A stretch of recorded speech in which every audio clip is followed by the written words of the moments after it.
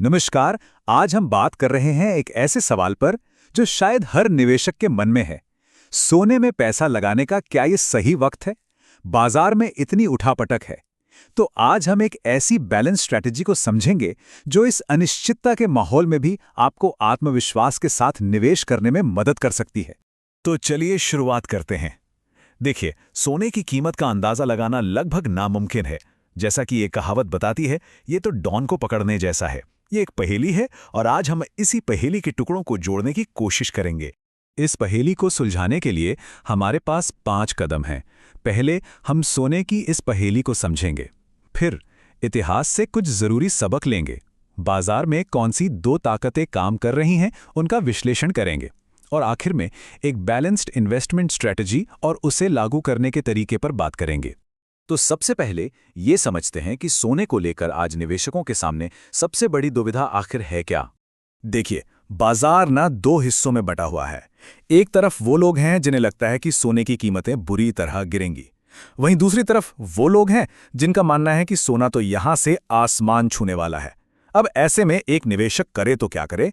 भविष्य की भविष्यवाणी करने की कोशिश करने से बेहतर है कि हम इतिहास को देखें और ये समझें कि पिछले बुल रन्स हमें सोने के बर्ताव के बारे में क्या सिखा सकते हैं। ये स्लाइड हमें सोने के इतिहास की एक बहुत ही दिलचस्प कहानी बताती है। जरा ध्यान दीजिए। 1977 से 81 और फिर 2001 से 2011 तक कीमतों में जबरदस्त उछाल आया, लेकिन हर बड़े उछाल के बाद एक बहुत बड़ी गिरावट भी देखने को मिली। ये एक पैटर्न है जिसे समझना बहुत जरूरी है। तो इतिहास से हमें 3 सीधी और साफ बातें पता चलती हैं। पहली, सोने में तेजी का दौर लंबा, मतलब कई सालों तक चल सकता है। दूसरी, इस दौरान मुनाफा बहुत बड़ा हो सकता है। और तीसरी, जो सबसे जरूरी बात है, हर बड़ी तेजी के बाद एक बड़ी गिरावट भी आती ही है। तो आज सोने की कीमतों को चला कौन रहा है, इसे समझने के लिए हमें 2 अलग-अलग ताकतों को देखना होगा। एक है शॉर्ट टर्म और दूसरी है लॉन्ग टर्म। इसे ऐसे समझिए, एक है शॉर्ट टर्म शोर, मतलब रोज रोज का उतार चढ़ाव जो ज्यादातर सट्टेबाजी की वजह से होता है। लेकिन एक है लॉन्ग टर्म सिग्नल जो एक मजबूत ट्रेंड की तरफ इशारा करता है, और ये सिग्नल आ रहा है दुनिया भर के सेंट्रल बैंकों जैसी बड़ी संस्थाओं से। और ये देखिए, वो लॉन्ग टर्म सिग्नल यहां साफ नजर आ रहा है। चीन, पोलैंड और तुर्की जैसे देश लगातार भारी मात्रा में सोना खरीद रहे हैं। ये कोई शॉर्ट टर्म सट्टा नहीं है, ये एक लंबी अवधि की रणनीति है। और इस खरीद के पीछे एक ठोस वजह भी है। अगर आप देखें तो अमेरिका और जर्मनी जैसे विकसित देशों के पास उनके रिजर्व का लगभग 81% सोना है, जबकि चीन और भारत जैसे विकासशील देशों के पास ये बहुत कम है। मतलब साफ है, उनके पास अभी खरीदने की बहुत गुंजाइश बाकी है। तो इन सब बातों को ध्यान में रखते हुए एक ऐसी इन्वेस्टमेंट स्ट्रैटेजी कैसे बनाई जाए जो हर हाल में, मतलब बाजार ऊपर जाए या नीचे, हमारे काम आए। एक अच्छा शुरुआती पॉइंट ये हो सकता है कि अपने टोटल इन्वेस्टमेंट पोर्टफोलियो का लगभग 10% तक सोने में लगाया जाए। हाँ, ये एक सामान्य नियम है जिसे हर कोई अपनी ज़रूरत और जोखिम के हिसाब से बदल सकता है। अब सबसे ज़रूरी बात, ये जो 10% वाला हिस्सा है, इसे हम 2 बराबर हिस्सों में बांट देंगे, 50-50। ये बहुत ज़रूरी है क्योंकि हर हिस्से का एक खास मकसद है जो हमें बाजार के हर उतार चढ़ाव के लिए तैयार रखेगा। तो चलिए अब प्रैक्टिकल बात करते हैं कि इस 50-50 प्लान को असल में लागू कैसे करना है।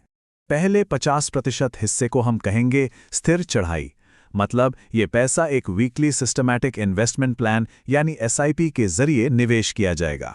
इसे अगले 1 साल तक हर हफ्ते थोड़ा थोड़ा करके लगाया जाएगा। इससे हमारी खरीद की लागत एवरेज हो जाएगी, जो ऐसे अस्थिर बाजारों में जोखिम कम करने का एक बेहतरीन तरीका है।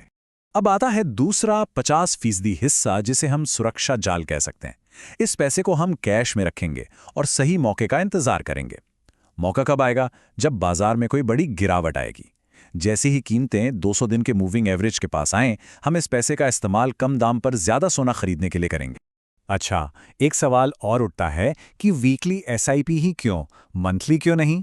देखिए, जब बाजार में इतनी ज्यादा उठापटक हो तो हर हफ्ते थोड़ा थोड़ा निवेश करने से हमारी खरीद की कीमत को बेहतर तरीके से एवरेज करने में मदद मिलती है।